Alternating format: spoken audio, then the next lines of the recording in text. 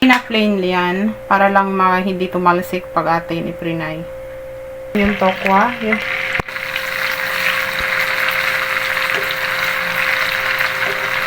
Ito. Ayan, set aside muna natin yan. Tapos, prito na natin. Kaya natin pinagulong sa arena para hindi siya tumalsik.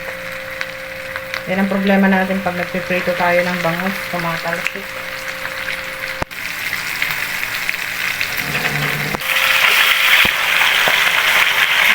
Ganun muna natin to. Diyan.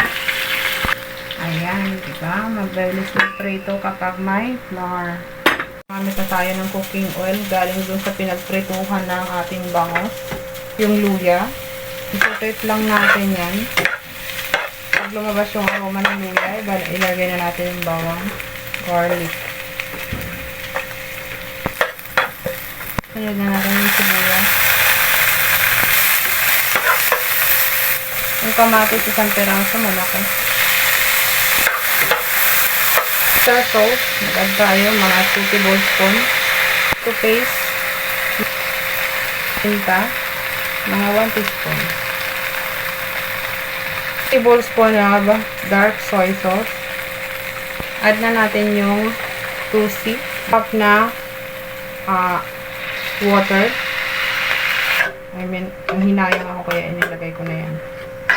Okay lang yan. Tapos ngayon, ayan lang natin yan na kumulo. Po na base sauce, seasoning. Yan, laputin lang natin yan.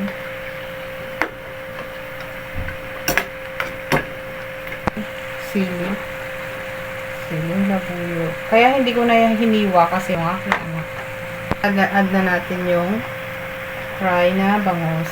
Dalawang piraso na Yung isang piraso lang ilalagay natin. Yung isang piraso, add na natin ilagay. Para may iba naman ang ating bangus. Diba? Ang sarap. Kulay. Talagang kulay ang buhay. Makulay. Buhay siya. Para maganda ang look natin. Dahil meron tayong bangus with 2C. Wow! Okay. Tignan natin. Wow!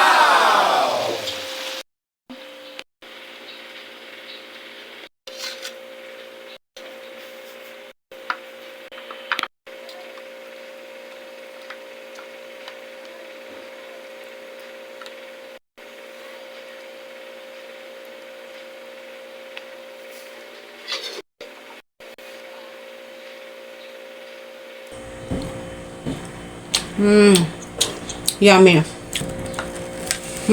Delicious. Sarap niya. Pang ulam sa kanin.